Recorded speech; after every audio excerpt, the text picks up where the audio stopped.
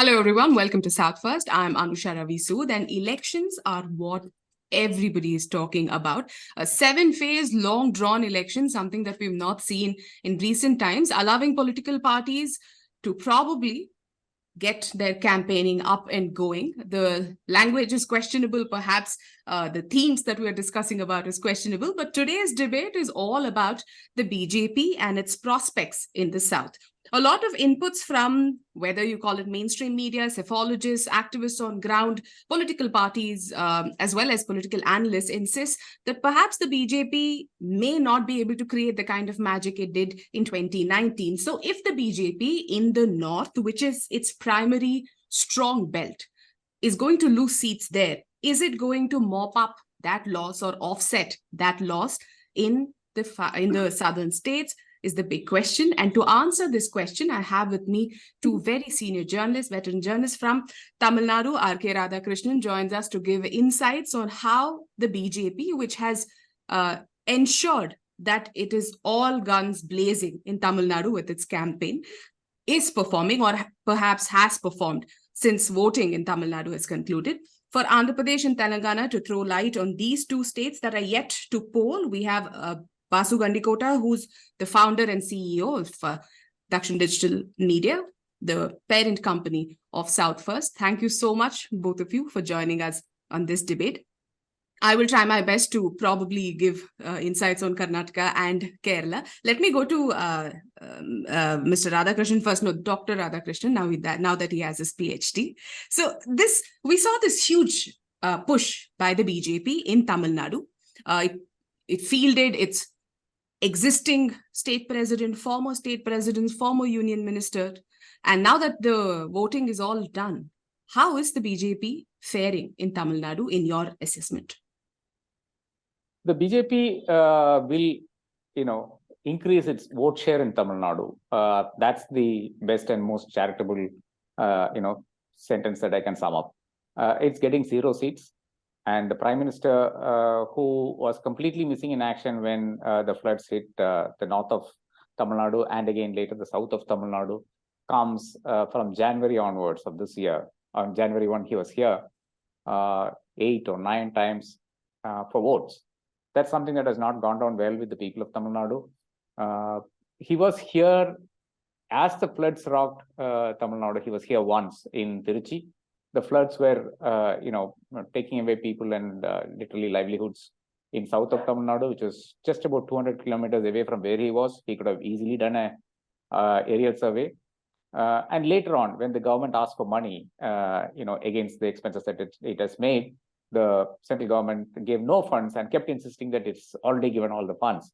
That also has not sat down well with the people of Tamil Nadu. So basically, the BJP's campaign, however forceful it may be in other parts of India, whatever lies that starting from the Prime Minister onwards may utter on, taking away Hindus, gold and jewelry and giving to the Muslims and whatnot, when he refers to the Congress, has just not worked in Tamil Nadu. None of those, whether he has said the DMK government is corrupt in Tamil Nadu, it may be a fact, but the point is that people don't believe that Narendra Modi is not corrupt.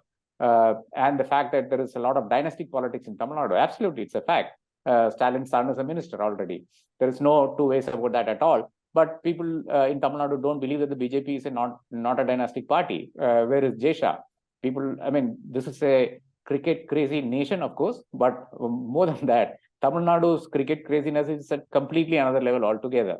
So you can't separate these things. And none of the campaign of the Prime Minister worked in Tamil Nadu at all, because people always got more information than what the Prime Minister was actually giving on the ground.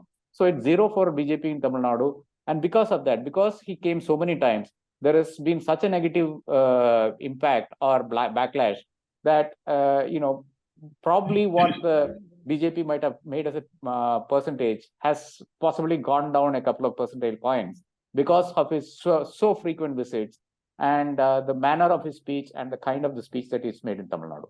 What you're suggesting, RK, is not just that the BJP may not have any seats in Tamil Nadu, but what you're suggesting is the Prime Minister's presence in Tamil Nadu may have actually dented its prospects, which is a stark contradiction to how Narendra Modi is viewed as BJP's star campaigner, as vote getter, as seat getter in the rest of the country. On a lighter note, when RK says Tamil Nadu is a cricket crazy state, you must understand that we have made MS Dhoni our own, perhaps the only Hindi speaker that has been warmly welcomed by the people of Tamil Nadu. So that means Rahul Gandhi and Dhoni, MS Dhoni. These are the only two acceptable Hindi speakers in Tamil Nadu. Right, Rahul Gandhi as well. Some good news for the Congress there as far as RK is concerned. No, I must say, just to put it in terms of number, when RK says 40, it is 39 in Tamil Nadu and 1 in Puducherry. Across the 5 southern states, you have a total of 129 seats if you take into consideration just the states, and then there are 2 union territories, Lakshadweep and Puducherry. Let me go across to Vasu and Nikota. When I ask, Telangana is perhaps seen as the only other state in the south after Karnataka where the BJP can claim to be in competition for seats, not just for vote share. And with the Congress government in place in Telangana, where do you see the BJP? How do you see the BJP performing, and how many seats do you see the BJP getting? It already has 4 Lok Sabha seats currently. Yes. Before getting into the current situation, let me quickly give a recap of what happened in 2019. Telangana has 17 seats, of which the BJP won 4. The BRS of KCR won 9. The Congress got 3. And of course, Mr. Asaduddin Owaisi won from the Hyderabad seat. Now, the big difference between then and now is the complete marginalization of the BRS. Between the assembly elections that happened in December last year and now, in just about 4-5 months, from whatever ground reports that South First is getting, remember that South First got the Telangana assembly result bang on. We were the ones that predicted that Congress is likely to get somewhere between 62 to 72, and they ended up at 64. Keeping that aside, now this marginalization of BRS, which has seen its vote share drop by almost 15% compared to assembly elections, has seen a rise in the fortunes of BJP. As I see it, the chances of BRS winning any seat are very remote. Most analysts are at best giving the BRS an outside chance of winning 1 seat, which is Medak. Not counting Hyderabad, where Mr. Owaisi is expected to retain his seat, notwithstanding all the antics of BJP candidate Madhavilata, we are left with 16 seats. Of the 16, I expect a 50-50 split between the Congress and BJP. That seems to be the most likely scenario. The Congress is expected to comfortably win 6. The BJP is expected to win 5 without much difficulty. That leaves 5 seats where you could either see a bipolar or a triangular fight. But most likely, as I said before, these seats are likely to go to either Congress or the BJP, which means we are looking at a scenario where it could be 8+8 or 9+7, either way. When it comes to Andhra, where we have 25 seats, back in 2019, the YSRCP of Jagan Mohan Reddy swept the polls. It secured 22 out of 25, with Chandrababu's Telugudesam getting just 3. This time round, the TDP is in alliance with the BJP and Janasena of actor Pawan Kalyan. BJP is contesting 6, Pawan is contesting 2, and the remaining are being contested by the Telugudesam. That's about 17 seats.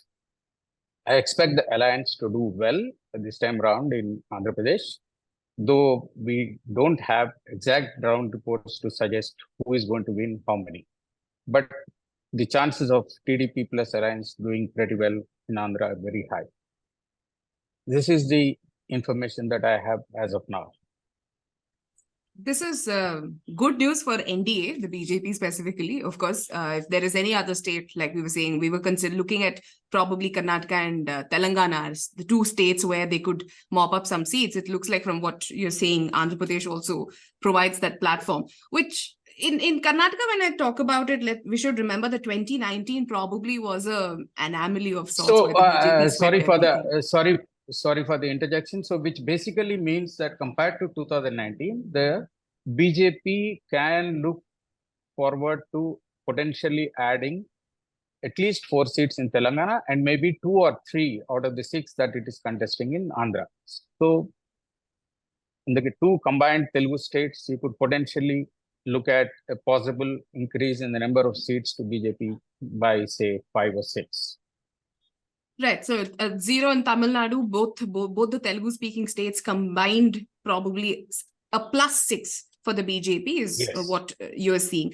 Now, if in Telangana, let's talk about currently, like we said, BJP holds 4. That means adding another 4 to its kitty means it is on par with the Congress. It ties itself down with the Congress if the Congress wins, let's say, 8 seats in that particular state. Which brings me to the numbers of Karnataka. In 2019, BJP, there was a saffron, do you call it a tsunami? I do not know, a saffron surge, a saffron wave in Karnataka, where out of the 28 seats, the BJP swept 25. Another independent aligned with the BJP, which took their toll to 26. And now the JDS, which held 1 seat, is also with the BJP, which is 27. That leaves the Congress with just 1 seat. That is to make up 28 seats of Lok Sabha in Karnataka. This time around, the JDS and the BJP are contesting together, which means, at least in the polling, since Karnataka has wrapped up polling, we have seen in South Karnataka, where the JDS is a strong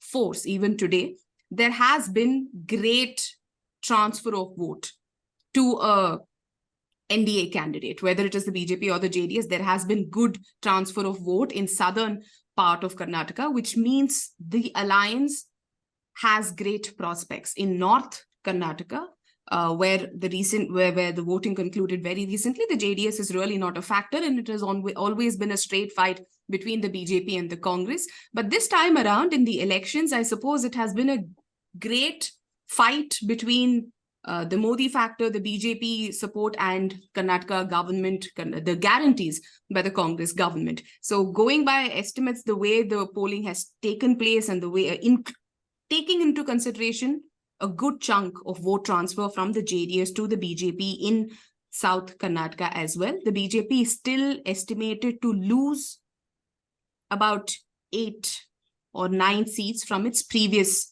tally of 25 plus 1 plus 1, that is 27.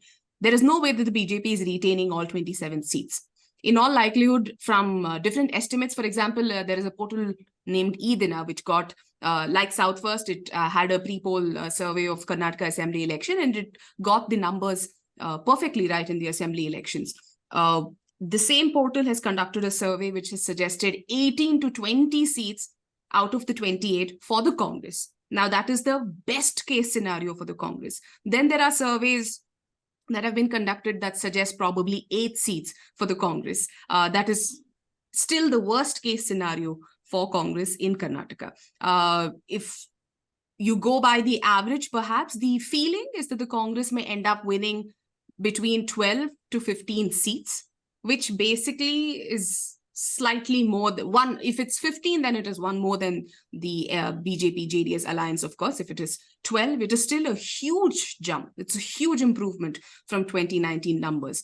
So I'm really poor at math, but what I have put together suggests that even if the BJP were to gain 6 seats in both Andhra Pradesh and Telangana, it perhaps may not offset the loss it will suffer in Karnataka alone. Probably.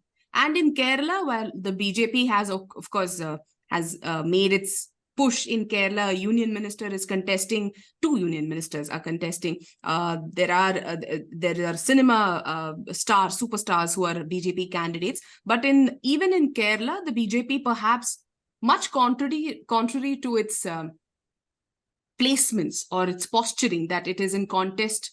Out of the 20 seats in Kerala, it's in contest in at least 10 seats. It isn't really true. Very famously, the Prime Minister in a rally, Mr. Modi in a rally said BJP will win 10 seats in Kerala. And the reporters in Kerala asked Pinarayi Vijayan, the Chief Minister, what do you have to say about it? The Prime Minister said you're going to win 10 seats. So Vijayan had this hearty laugh and said, yes, there will be a 0, there won't be a 1 next to it. So that's the impression that CPIM and the Congress both have in Kerala. It's unlikely that the BJP will win even 1 seat. Perhaps its performance will be much better in Thrissur, where Suresh Gopi is contesting. But in every other seat, there is no contest, honestly, and the BJP perhaps is not even considered as a serious contender, as much as there are high-profile candidates contesting in Kerala. So if that is what gives you, if that perhaps is something that can help you, give you an impression of numbers. From what we are discussing, RK, Mr. Vasu, clearly even the seats that the BJP is losing in Karnataka, it may actually not make up in other southern states. So can you really, RK, can we really say that the BJP's hopes of mopping up seats in South to offset the possible losses in North is even a feasibility? Yeah, absolutely. That's the right reading, because Tamil Nadu it's going to be 0, Pondicherry it is 0, Kerala it's 0, and whatever gains are being made, as Mr. Vasu pointed out, it happens to be in Telangana and Andhra Pradesh. And where Andhra, let's remember that BJP has no base at all, and it is riding on the shoulders of Naidu and Pawan Kalyan, and probably has also, like in South Karnataka, where it has managed to take a couple of seats from the JDS, where the JDS was obviously winning. The same strategy has been adopted in Andhra Pradesh also, to push Naidu to part of a couple of seats where he was, his people might possibly have won. So that is the real situation. And Karnataka, again, I'm not very sure. I mean, Anusha, you will be able to tell me better. Obviously, the Prajwal tapes came after the Vakalinga belt election. But will it not have any impact on the North, to the extent that they hold all the 14 seats? Will they retain some, or will the shock of 3,000 videos, will it sit well with the women of North Karnataka? Are they okay? Will they be voting for caste, or will they be voting as women? I'm so fascinated you asked this question, because even if you take the Prajwal tapes out of the equation, women voters, whether in Karnataka or, as I see, even in Telangana, is from whatever reports we're getting, ever since this assembly election in Karnataka, there is a change in the way women think. They've finally realized that no matter how many people in their family tell them who to vote for, when they go into that polling booth, it is their call, it's their decision. And that's where I think these guarantees have kind of given a sense of independence in terms of thinking about thinking of yourself as an electorate, thinking of women themselves thinking as electorate. As far as the Prajwal Revana tapes are concerned, like you pointed out, just 2 days before polling in the south of Karnataka is when these tapes came out, and it did create quite a bit of mess for the BJP, as it rightly should, because the BJP did not disown it immediately. They really took a long time to even come out and condemn these tapes. In the North, whether you want to call it fortunately or politically fortunately for the NDA alliance, the JDS is not a huge factor. So if somebody were to be angry with Prajwal and they want to punish the JDS, they can't punish the JDS because it doesn't exist in the North. But are women going to punish the BJP for what a JDS MP has done? Probably not. But there is there is outrage. There is no doubt. There is, it's completely horrific, the kind of videos that there are and the kind of response it is eliciting. Without doubt, it is outrageous. There is a lot of outrageous response.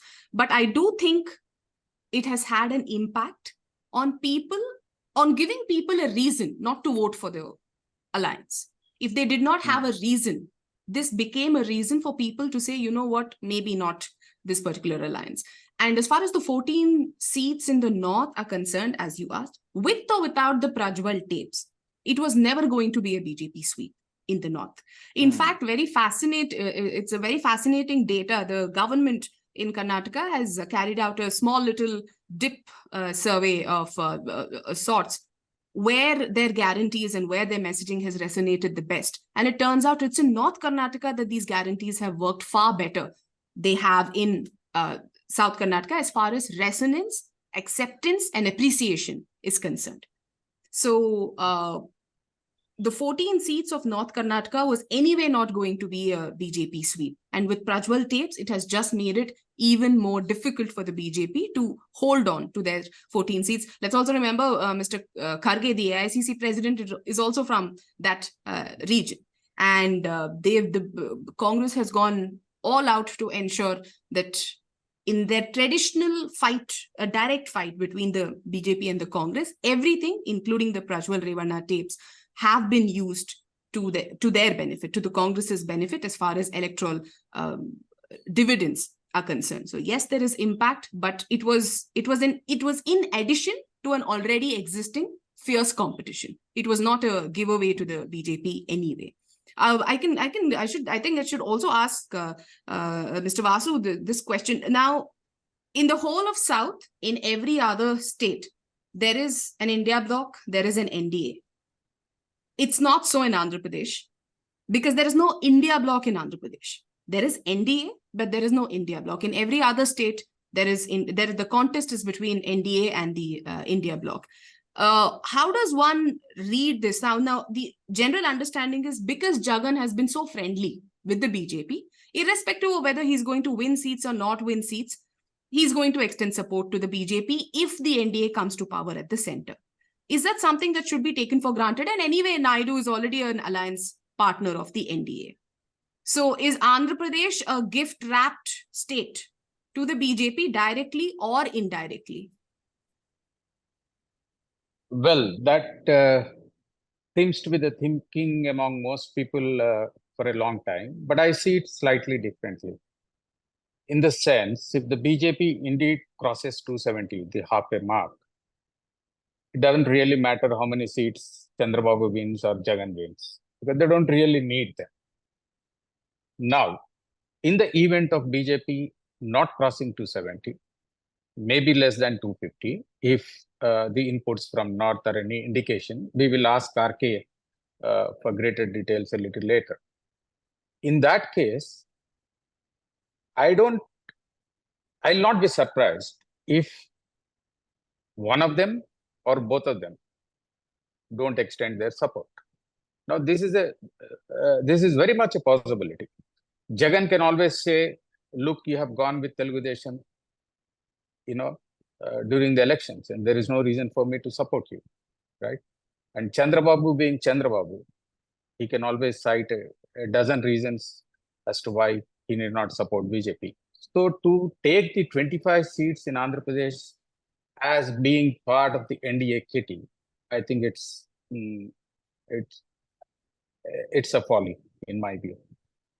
But you're suggesting that Chandrababu Naidu may actually not be with the BJP post. What you're suggesting basically is that despite being a partner, that Naidu may not continue his alliance with the BJP if the BJP fails to get majority or cross the halfway mark on its own. Well, it's politics. Anything is possible, right? We have seen what Nitish Kumar did in Bihar.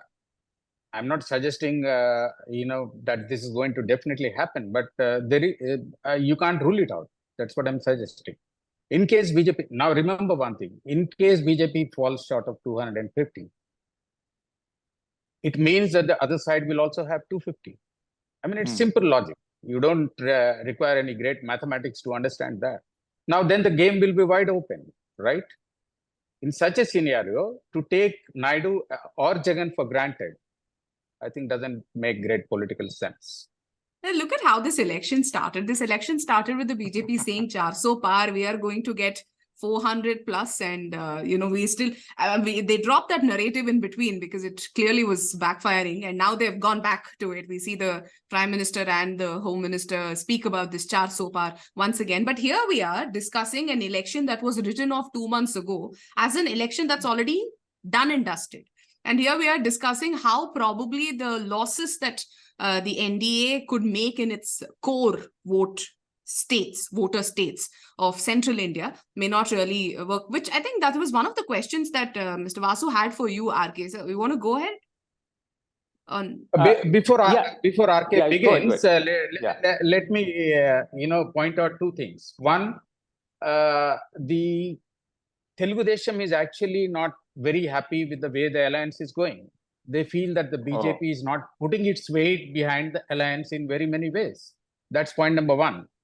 Point number two, Jagan has more than once repeated, as recently as a couple of days ago in interviews to different television channels, that his relationship with the center is one that a state and a center should have. He goes to Delhi to ask for whatever the state requires, and his support to center, irrespective of which party is in power, depends on what kind of issues they bring up in parliament. He was obviously referring to passage of bills and all that. Nowhere has he hinted that his support is something that can be taken for granted. Now that brings me to what I wanted to ask you, RK. What are the inputs that you are getting from the North? Now, based on the numbers that we discussed, it's contrary to notching up more than what it had in 2019. The BJP is most likely going to have a deficit, however small it could be, even in the South, right? True. Counting the gains in the two Telugu states, but they're actually not neutralizing the losses in Karnataka, right? And as you said, Tamil Nadu and Kerala are unlikely to add anything. So in such a scenario, what is happening in North becomes very important. What's your input on that?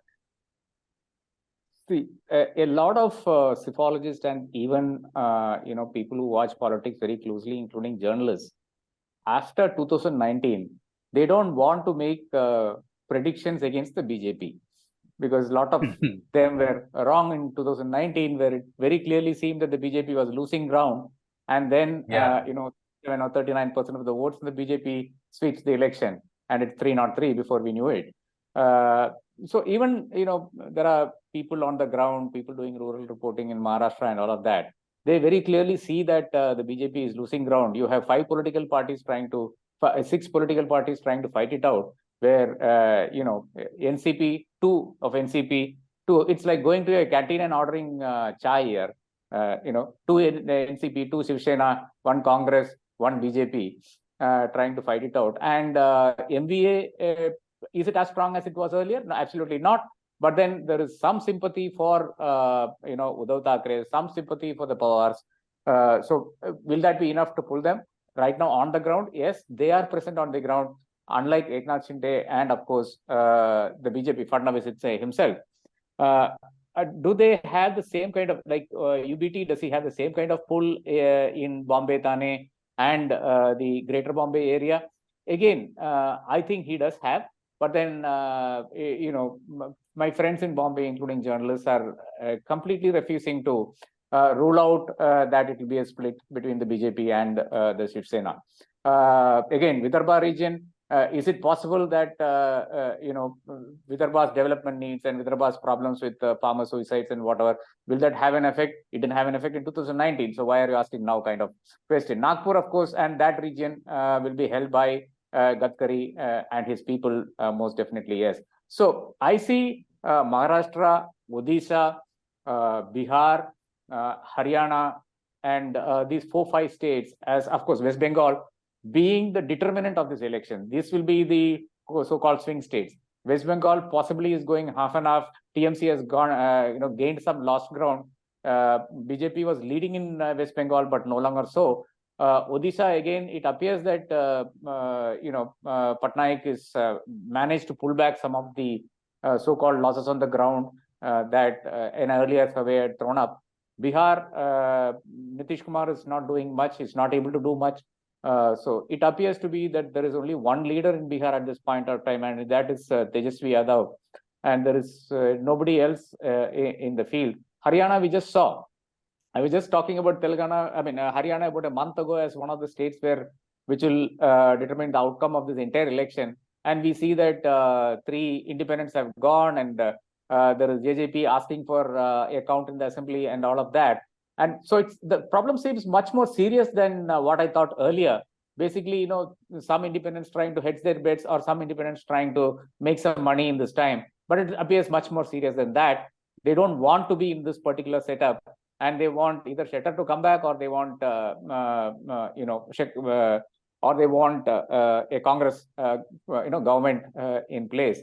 So I see that I'm also not making these overarching predictions, but I see that the BJP has lost ground in all these states. And to top all of this is where what is happening in Uttar Pradesh. Uttar Pradesh finally has a coalition, viable coalition of SP and Congress, and the left is supporting wherever it can.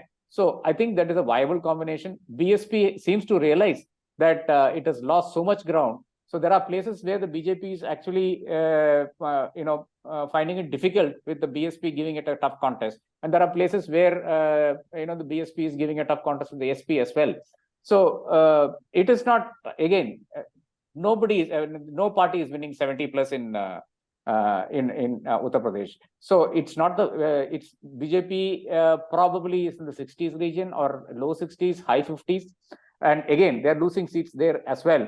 Where the BJP will make up is possibly a few seats in, Odisha, a few seats in West Bengal, a few seats in the Northeast, ironically, through the allies, and possibly in, Himachal or Delhi. I mean, Delhi again, if you talk to people, they're unwilling to comment directly on this election. But people who trust you, I mean, if your local auto drivers and your cab guys are not really willing to reveal who they're going to vote, those people seem to be very angry about the fact that an anti-corruption crusader is being put in jail, claiming that he's corrupt. Then nobody in Delhi believes he's corrupt. And I think that will be a determining factor both in Delhi and the adjoining areas. And remember, Kejriwal is from Haryana. So there's a lot of anger in that community in Haryana as well. And I think Punjab right now is a no-go for BJP. So I see BJP's numbers coming down everywhere, and there is some number being put up, less than 240 and all of that. I would, as of today, I would go with that. And given the Prime Minister's nervousness, the way he speaks and all of that, I would rather go with a number less than 240. Largest single party, of course, but, and possibly will buy up for other political parties and form a government. But it's very, very unlikely that, they go, if there's anything beyond 240, without, Pulwama is not possible. That also let's speak. So, even with all of that, I'd be very, very surprised. Whatever happens from now on, if they're going beyond 240, I think I should hang up my boots and do something else.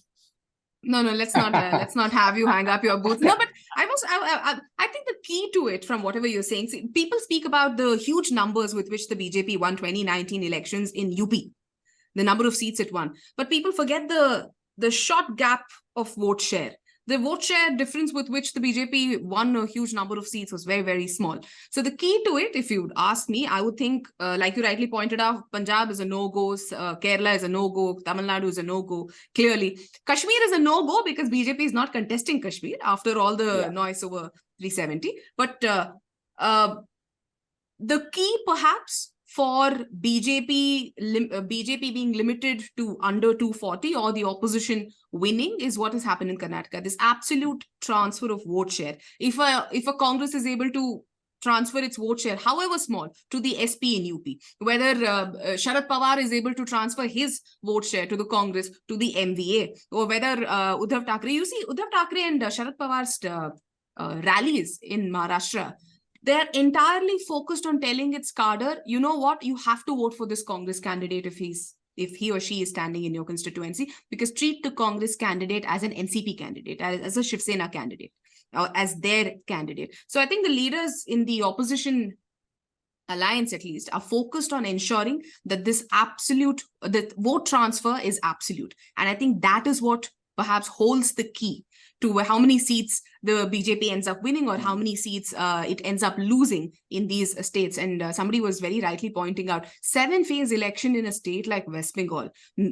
clearly was designed to ensure that the BJP gets as much time to campaign. But people seem to have forgotten that you're also giving that much time to Mamata Banerjee. While the Prime Minister has to tour the entire country, Mamata Banerjee is sitting there in West Bengal to ensure that she doesn't lose what is her forte. So what was probably seen as a great tool to ensure the entire machinery, the timelines work in favor of the incumbent at the center, is also being used by the opposition leaders across the country. What's the point of complaining of a long-drawn election anyway? Final remarks, Mr. Vasu? I would like to ask RK a related question to what he said just now. RK, all of us have seen the Prime Minister's campaign, from Mughals to Muslims to Mangal Sutras. The latest being his charge against the two top corporates of the country, the Ambanis and the Adanis, of having transferred cash to the Congress. I mean, how do you see this? I mean, there is one section which, says that it perhaps signals the sense of disquiet in the BJP camp, they're sensing trouble and etc. And then, I saw a tweet by an RSS ideologue saying, you guys don't know Modi's mind.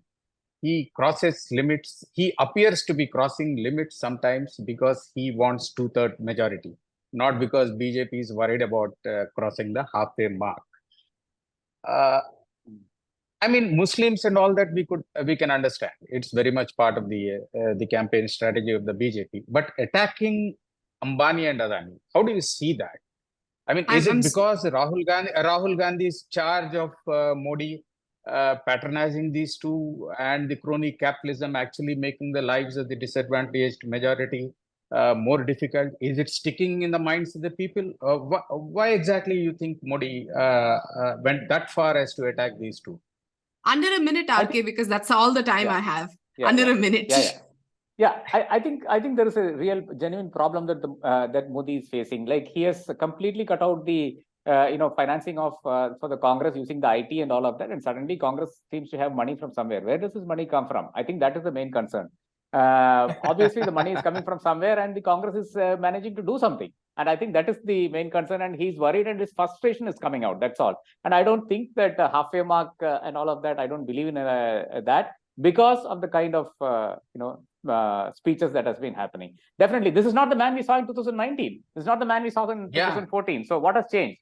The change is his own, insecurity and tensions playing up all over the place.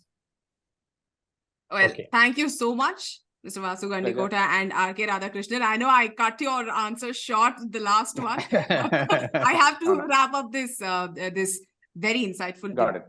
Thank you so much for your time. Thank you, Anusha. All the insights and all the inputs that you've given us for the last for the southern states, at least. Thank you so much, everybody, for watching South First. Thank you. We'll stay tuned.